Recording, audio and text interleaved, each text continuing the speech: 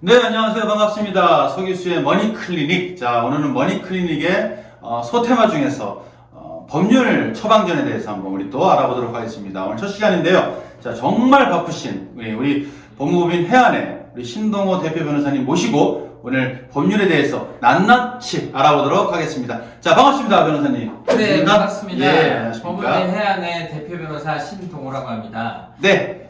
서 소장님의 그 머니클리닉 출범을 진심으로 축하드립니다. 네, 고맙습니다. 네. 네, 바쁘신데 멀리까지 와주셔가지고 정말 감사드립니다. 앞으로 단계적으로 가능하면 정말 자주자주 여러분께 법률에 대해서 사례 위주로 말씀을 드릴 거고 문의 전화번호도 있으니까 여기 전화하시면 우리 변호사님 통해서 법률에 대한 자세한 내용을 같이 한번 알아보도록 하겠습니다. 자, 오늘 첫 번째 시간 요즘에 워낙 이슈가 많아서 저도 이제 알고는 있지만 대략적인 어설프게 하는 거라서 우리 전문가분 모시고 한번 유언 대용 신탁에 대해서 한번 알아보도록 하겠습니다. 실제 사례가 있다고 우리 변호사님이 가져오셨는데 한번 말씀을 들어보도록 하시죠. 이제 실제 사안은 이렇습니다. 망인이 2017년 이제 사망을 하셨는데요. 사망하기 3년 전에 그 하나은행에 이제 유언 대용 신탁 계약을 체결하게 됩니다. 그래서 이제 재산에는 그 예금 채권 3억 원과 그다음에 부동산 3개가 있었어요. 그래서 그걸 하나은행에 맡기면서 망인이 살아 계실 때는 직접 수익을 본인이 직접 하는 것이고 망인이 내가 사망을 하게 되면 이 모든 재산을 나의 둘째 딸에게 주어라. 이렇게 유언 대용 신탁 계약을 맺고서 이제 2017년도에 사망을 하신 거예요. 네. 근데 이제 사망을 하시고 나서 망인의 첫째 아들은 이미 그 사망을 일찍 해서 그 아들의 대습 상속인인 그 배우자와 아들 둘, 자녀 둘 이렇게 이제 대습 상속인이 되어서 그 망인의 둘째 딸에게 유류분 반환 청구를 하게 된 사안입니다. 근데 이제 그 대습 상속인이라 하는 것은 내 상속인은 첫째 아들이 이미 죽어버린 거예요. 사망을 했어요.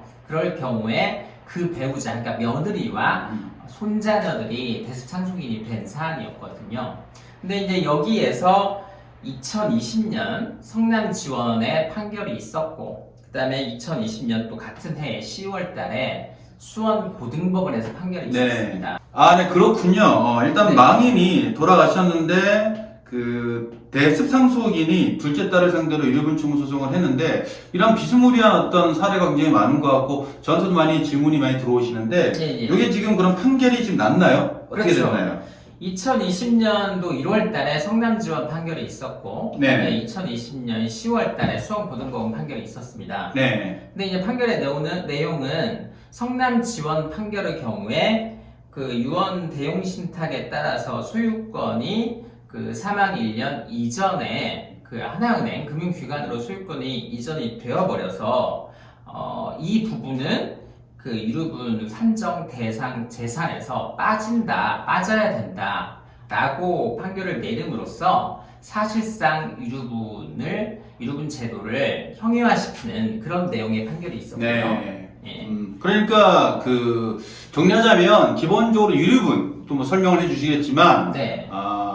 이 방송을 처음 들으시는 분들한테 말씀드리자면 유류분이라는 게 있는데 그 전에 과거에 유언 대용 신탁이라는 거를 계약을 해 놓으니 그게 이제 그 재산은 유류분에서 지금 빠진다, 뭐 들어간다, 뭐 이런 지금 논쟁인 것 같고요. 네. 그럼 우리가 정말 기본으로 들어가서 자 그럼 정말 오묘한 질문인지 모르겠지만 유류분이라는 게 뭔지 좀 간단히 좀 설명 좀 부탁드리겠습니다. 유류분은 원래 이제 법정 상속분이라는 게 있죠. 네네. 그래서 이제 현재는 기본적으로 배우자는 1.5, 그 다음에 자녀들은 111 이런 비율에 의해서 이제 법정 상속분이 그렇죠. 정해져 있죠. 네네. 그리고 이제 그 법정 상속분은 그 1순위, 2순위, 3순위, 4순위까지 상속인이 있습니다. 그래서 기본적으로는 배우자와 직계 비속, 자녀가 1순위 상속인이고 네네. 그 다음에 배우자만 있고 자녀는 없어요. 그런 경우에는 배우자와 직계 존속이 2순위 상속인이 되는 것이고요.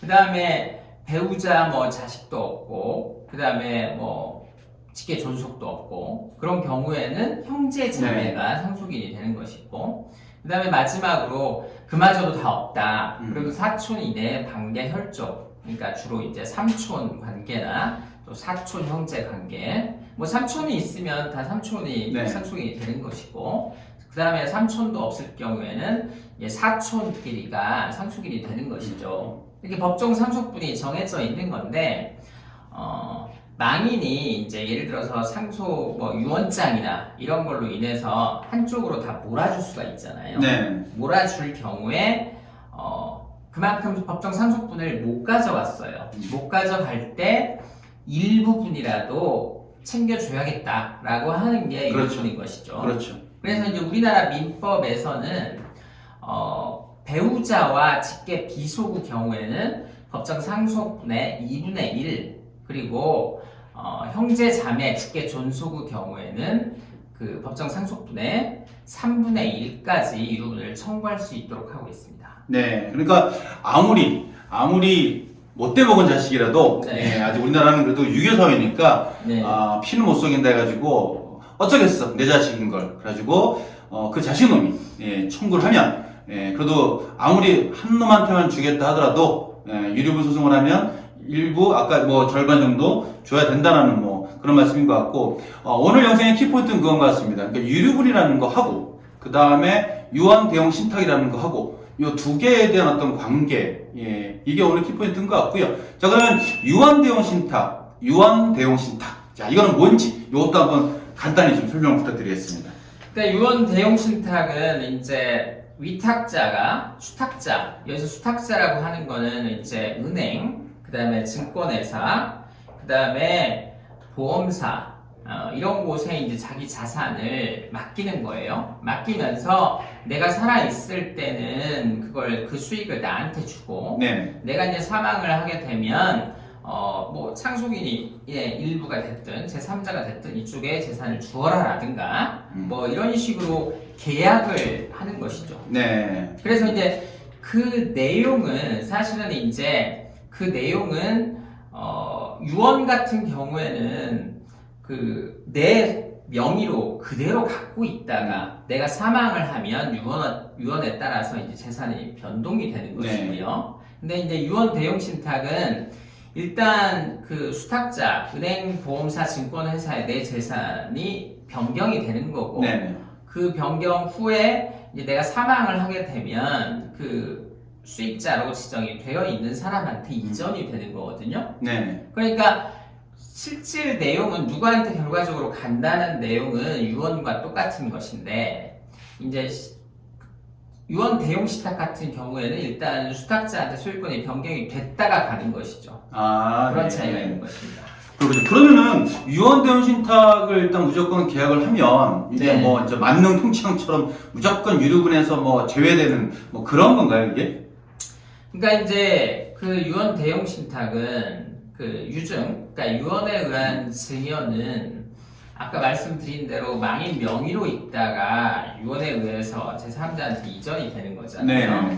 근데 이제 유언 대용 신탁은 일단 수탁자 회사로 가게 돼서 그 다음에 이제 그 수익자한테 가게 되는 거죠. 네. 그러면 이제 이 부분이 유류분에서 이제 어떤 차이가 있냐 알기 위해서는 이걸 아셔야 되는데 망인이 사망을 하게 되면 망인이 살아 생전에 준 상속인들한테 준 모든 재산은 뭐 몇 년이 됐건 10년이 됐건 20년이 됐건 다 그 재산이 얼마 되느냐 계산을 하게 됩니다. 그리고 이제 망인이 살아 계실 때 이제 망인이 돌아가셨을 때 남아있는 망인명의 재산하고 합치게 되는 거예요. 네. 그래서 남아있는 재산을 그 전체적인 그 측에 전체적으로 따져놓고 법정 상속분에 따라서 남아있는 재산은 누구누구한테 줘야 된다 판단을 하게 되는 것이고 네. 유류분은 그마저 그렇게 하고 나서도 못 가져갈 때 내 법정 상속분의 일정 부분 2분의 1에서 3분의 1은 나한테 더 줘야 될 거 아니야. 네. 이렇게 하는 게 유류분이거든요. 네. 근데 이제 그 상속인한테 과거에 준 것은 뭐 몇 년도에 줬는지 몇 년 전에 따지지 않고 싹 들어가요.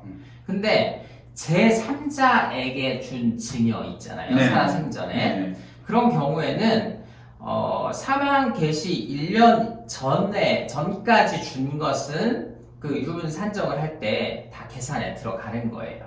근데 그 1년 전에 준 거, 네네네. 아까 사망하시 1년 전에 준 재산 같은 경우에는 일반적으로 들어가지 않는 거예요.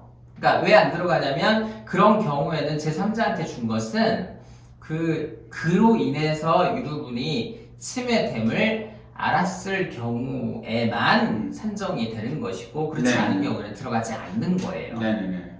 그러면 유류분, 그러니까 유언 대용 신탁 같은 경우에는 아까 말씀드릴 때 수탁 회사로 소유권이 일단은 망인의 재산이 살아계실 때 재산이 이미 이전이 돼버리잖아요. 네네. 그러면 소유권자가 수탁자, 그 신탁 회사가 되는 거예요. 그렇죠. 그러면 그 회사를 제3자로 보아서 이건 3자한테 이미 이전이 된 거야. 네. 그러니까 돌아가시기 1년 전 내에 한 것은 당연히 들어가지만 제3자한테 줬다고 보면 그 전에 간 것은 이제 계산을 할 때 포함을 안 시키는 거예요. 근데 이제 유언 대용 신탁이라는 게 결국은 뭐 내가 둘째 딸이든 누구한테 다 몰아줄 거야. 그렇죠. 유언장을 쓰는 방법이 있고 유언 대용 신탁 계약을 맺는 방법이 있는데 결국은 결과는 똑같잖아요. 그렇죠. 근데 유언 대용 신탁으로 해서 주게 되면 그 부분은 유류분 산정을 할 때 대상 재산에서 빠진다고 하는 게 이번에 2020년 그 성남 지원의 판결이죠. 예. 그러니까 수탁사가 제3자로 보고 네. 이제 일반인 관점에서 이제 말씀을 정리하자면 아무리 내 피고 내 자식이고 내 핏줄이지만 정말 미치도록 쟤한테는 주고 싶지 않다. 네. 정말 쟤한테는 정말 주고 싶지 않다. 그랬을 때 이 유류분 제도를 아는 자식들은 그동안은 그냥 어차피 부모님이 뭐 유언을 하더라도 절반은 내 거다 네. 라는 것 때문에 페르나가 생기고 진짜 뭐 나쁜 짓도 하고 이랬거든요. 그러니까 그럴 경우에 요 신탁으로 나 죽었을 때 내 재산을 얘한테만 줘라 라고 1년 이전에만 은행이라든가 보험사라든가 수탁사에 맡겨놓으면 한 자식한테만 줄 수 있다라는, 맞죠? 예. 그렇죠? 예. 그게 성남 지원 판결인데 그렇죠. 그게 이제 수원 고등법원에 올라갔어요. 아직 결정은 안 됐습니까? 올라가서 이제 수원 고등법원의 판결은 뭐냐면 그 유언 대용 신탁으로 몰아준 그 재산을 합쳐서 계산하더라도 이미 유류분이 부족하지 않아 라고 네. 계산을 해보니까 네네네. 그래서 그걸 떠나서 유류분은 어차피 기각이야 라고 판단을 했어요. 그러니까 네. 무슨 말이냐면 그게 그 전에 3년 전에 유언 대용 신탁으로 몰아줘버린 재산을 넣든 빼든 유류분 부족분이 발생하지 않기 때문에 나는 여기서 판단 안 할래 이렇게 함으로써 상급심에서 우리가 이제 상급심이라고 할 때는 고등법원, 대법원 보통 이렇게 얘기하는데 상급심에서는 난 그거 판단 안 할래 라고 판단을 안 해버린 거예요. 네. 그래서 지금 유언 대용 신탁을 하게 되면 유류분 산정 재산으로 빠지냐 안 빠지냐가 대법원, 고등법원 판결까지는 없어요. 아직은. 다만 이제 아까 말씀드린 성남 지원 판결에 따르면 그렇게 된다. 그걸로 부모와 자식 간에 약간 분쟁이 있을 수도 있겠네요, 그럼요. 앞으로? 혹시? 그렇죠. 그런 예. 사건이 이제 실제 1심, 2심, 3심에서 이제 대법원까지 가면 네. 판단을 해야 되잖아요. 그렇죠. 근데 이 사건에서는 이제 고등법원에서는 뭐 이거 판단 안 해도 되겠네. 라고 이제 머리 아프니까 네. 판단 안 해버린 거고 네. 이제 이런 사건이 실제 이제 고등법원, 대법원 가면 과연 유언 대용 신탁이 유류분 산정 대산에서 빠지는지 안 빠지는지 이제 결론이 나겠죠. 근데 네. 지금까지의 성남지원 판결에 따른다면 이제 누구한테 몰아주고 싶다. 네. 그리고 유류분도 주기 싫다라고 네. 하면 네. 그렇게 활용을 할 수 있는 거죠. 예. 이 방송을 보고 계시는 부모님들은 넌지시 자녀분들도 이 방송을 보게 하셔야 돼. 제가 보기에는. 그래야지 여차하면 여차하면 너한테 10원도 안 갈 수 있다라는 길이 지금 논의 중이다. 곧 법원 중에서 지금 고민 중이다라고 하나의 어떤 방법도 있다라는 걸 알릴 수 있으니까 결론은 유류분이라는 거가 무조건 절반은 건진다, 뭐 형제 자매는 성분의 1은 건진다 했었는데 여차하면 유언 대용 신탁을 활용해서 1년 전에만 계약하면 한 자녀, 한 형제한테만 줄 수 있다는 어느 정도 길이 열렸다라는 걸로 보면 굉장히 좀 의미가 있다고 보고요. 자, 우리 전문가이신 우리 변호사님께서 그럼 결론적으로 딱, 우리 이 방송을 보고 계시는 부모님 입장과 자녀들 입장을 대변해서 한 말씀만 좀 부탁드리겠습니다. 네. 근데 이제 유언 대용 신탁은 네. 한번 이제 체결을 하고 나서 만약에 이제 망인이 돌아가시기 전에 사망하시기 전에 예를 들어서 치매에 걸리셨어요. 치매. 예. 그러면 이제 의사 판단 능력이 없잖아요. 그렇죠. 그러면 자식들이 이 유언 대용 신탁 계약 바꿀래? 네. 못 바꿉니다. 그러니까 돌아가시기 전에 한번 그렇게 계약을 체결을 하고 나서 네네. 이제 의사무응용사한테 돼버리시면 네네. 못 바꿔요. 그러니까 그런 게 주의점이 하나가 있고요.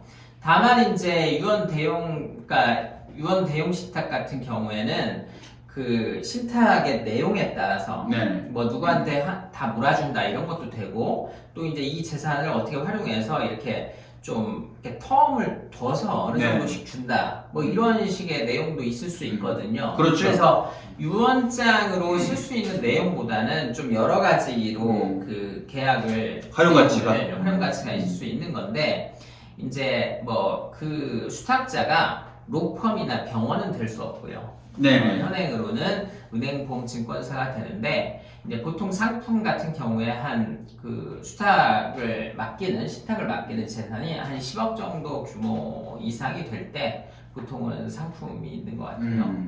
그리고 이제 유언 대용 신탁의 장점은 그 이제 그렇게 해놓음으로써 이제 상속 분쟁을 좀 감소를 시키게 되는 그렇죠. 그런 효과가 있을 수 있는 거죠. 네. 그렇죠.